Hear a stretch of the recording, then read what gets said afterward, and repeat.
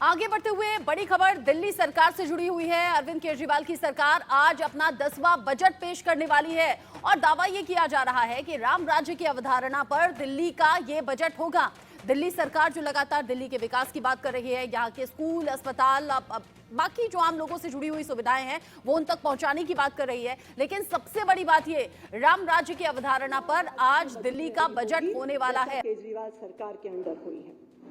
वर्ष 2014-15 में 7,430 करोड़ रुपए के पूंजीगत व्यय, जो एक तरह से किसी भी राज्य के डेवलपमेंट का इंडिकेटर होता है, जो कैपिटल एक्सपेंडिचर, 2014-15 में 7,430 रुपए के पूंजीगत व्यय की तुलना में इस साल पूंजीगत व्यय 15,089 करोड़ रुपए हो गया है, जो 2014-15 के दुगने से भी ज्यादा है। माननीय अध्यक्ष महोदय, ये बढ़ता हुआ बजट दिल्ली की ही समृद्धि का द्योतक है, क्योंकि दिल्ली के 76,000 करोड़ के इस बजट में केंद्र सरकार से केंद्रीय करों में हिस्सेदारी के रूप में हमें एक पैसा भी नहीं मिलने वाला है। अध्यक्ष महोदय, ऐसा कहते हैं कि राम राज्य में कोई गरीब नहीं था, हर परिवार समृद्ध था। दिल्ली के मुख्यमंत्री अरविंद केजरीवाल जी ये मानते हैं कि गरीबी दूर करने का एक ही रास्ता है और वो है हर बच्चे को अच्छी शिक्षा देना। दिल्ली के लोगों ने 2015 में जब अरविंद केजरीवाल जी को अपना मुख्यमंत्री चुना तो उन्होंने शिक्षा को अपना राजधर्म बनाया और पिछले 9 सालों में अपने प्रयासों से दिल्ली की शिक्षा व्यवस्था में आमूलचूल परिवर्तन लेकर आए। मुझे याद है अरविंद केजरीवाल जी के मुख्यमंत्री बनने से पहले दिल्ली के सरकारी स्कूलों का क्या हाल होता था। आप स्कूल के अंदर जाइए तो सबसे पहले टॉयलेट की बदबू आती थी। ऐसे होते थे दिल्ली की सरकारी स्कूल। पीने का पानी नहीं होता था, खिड़कियां टूटी हुई होती थी, लाइटें टूटी हुई होती थी, क्लासरूम में डेस्क नहीं होता था, टीचर नहीं होते थे, ब्लैक बोर्ड नहीं होता था। जर्जर टूटी सीलन खाई दीवारों वाले अंधेरे क्लासरूम में ऐसा लगता था कि मानो बच्चों की शिक्षा ही कहीं गुम हो गई हो। कोई भी व्यक्ति अपने दिल पर पत्थर रखकर मजबूरी में अपने बच्चे को प्राइवेट स्कूल में भेजता था और सोचता था कि काश मेरे पास थोड़े पैसे होते तो मैं अपने बच्चे को सरकारी स्कूल से निकाल के प्राइवेट स्कूल में डाल देता। ऐसा लगता था कि 3 साल के बच्चे की हाथ की लकीर ही उसका भविष्य तय कर देती थी। अगर वो एक अमीर परिवार में पैदा होता और उसके माता पिता एक महंगे प्राइवेट स्कूल की भारी भरकम फीस दे पाते तो उसे अच्छी शिक्षा मिलती, उसके बाद वो अच्छे कॉलेज में एडमिशन लेता और उसके बाद एक अच्छी पैकेज वाली नौकरी पाता। लेकिन अगर कोई गरीब घर में पैदा होता तो उसके माता पिता को उसे मजबूरी में एक टूटे फूटे सरकारी स्कूल में भेजना पड़ता। शायद वो अपनी स्कूल।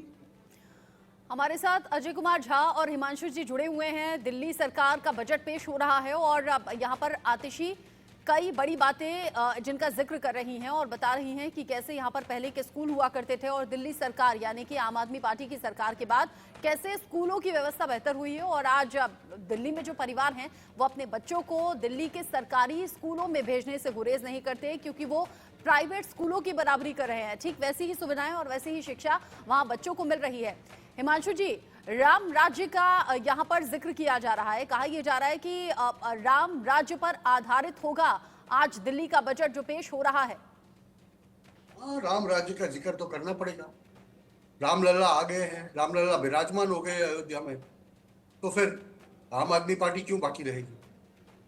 अरविंद केजरीवाल ने परहेज नहीं किया राम मंदिर जाने से, और वो राम राज्य की सही परिकल्पना में अगर अपने दिल्ली के लिए कुछ करते हैं। हेलो, मैं ज्वाइन कर चुका हूँ। ना तो एंकर मुझे इंट्रोड्यूस कर रही है ना उसे पता है मैंने ये क्या हो रहा है यहाँ पर कि मैं ज्वाइन कर चुका हूँ। 13-14 को एंकर मुझे ना तो इंट्रोड्यूस कर रही है ना ही उसे पता है मैं ज्वाइन कर चुका हूँ। अगर आपने आमूलचूल परिवर्तन की जो बात कर रही है, आवाज तो आ रही, लेकिन मुझे इंट्रोड्यूस तो हिमांशु जी मैं आपको रोक रही हूँ। आकाश जिंदल हमारे साथ जुड़ गए हैं और आकाश जिंदल जी, आपकी आवाज ऑन एयर जा रही है, फोन आप रख दीजिए। आप विंडो में मुझे नजर आ रहे हैं। आप दिल्ली सरकार के इस बजट पर क्या कहेंगे? किस तरीके का अनुमान दिल्ली के लोगों का है? राम राज्य की बात हो रही है, राम राज्य का दावा हो रहा है। देखिए, राम राज्य की बात हो रही है तो बहुत अच्छी चीज है, लेकिन दिल्ली के बजट से बहुत सी हमें उम्मीदें हैं, बहुत सी चीजें हैं जो दिल्ली में होने लायक है। सबसे पहले तो पॉल्यूशन का रिडक्शन बहुत जरूरी है, क्योंकि हर दिल्ली वासी जानता है कि दिवाली से लेकर जनवरी तक पॉल्यूशन का क्या हाल रहा है और हर दिल्ली वासी की हेल्थ को उसने किसी ना किसी तरीके से इंपैक्ट किया है। दूसरा, गार्बेज यानी कूड़े के ढेर दिल्ली में जैसे ही एंटर करते हैं हम, किस प्रकार हमारा स्वागत करते हैं, उनका रिडक्शन होना चाहिए। या शायद हम बच्चों को कल के ये दिखाएंगे कि पहाड़ इस तरह के होते हैं कूड़े के ढेर दिखा के, उसका रिडक्शन होना चाहिए। यमुना नदी की सफाई की बात बहुत सालों से हो रही है। अरविंद केजरीवाल साहब की मैं इज्जत करता हूं, उन्होंने भी यमुना की सफाई की बात कही थी, लेकिन यमुना की सफाई अभी हमें नहीं दिख रही है। उसके अलावा जो इंपॉर्टेंट पॉइंट आ जाता है, एम्प्लॉयमेंट अपॉर्चुनिटीज। देखिए 1990 की दिल्ली को याद करें तो दिल्ली के सैटेलाइट टाउन्स गुड़गांव, नोएडा, गाजियाबाद, फरीदाबाद से लोग दिल्ली में नौकरी करने आते थे। दिल्ली बिजनेस और कॉमर्स का हब होती थी।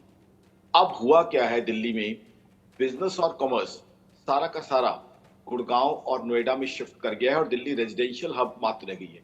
गुड़गांव और नोएडा की तरक्की होनी चाहिए, वो भी हमारे अपने हैं, वो भी हमारे अपने शहर हैं, बट अगर दिल्ली मात्र रेजिडेंशियल हब रह जाएगा तो किस तरीके से दिल्ली की इकोनॉमी के अंदर टैक्सेस आएंगे, किस तरीके से दिल्ली की इकोनॉमी ग्रो करेगी। मानता हूं दिल्ली में बड़ी इंडस्ट्री नहीं लग सकती, पॉल्यूशन बतौर का इशू है, अर्थशास्त्री आपके बट बहुत से दिल्ली में सवाल हैं और IT बहुत सी एक्सपेक्टेशंस भी हैं दिल्ली सरकार की तरफ से। इन सबका जवाब दिया जाएगा क्या? क्या क्या बड़े ऐलान हो सकते हैं?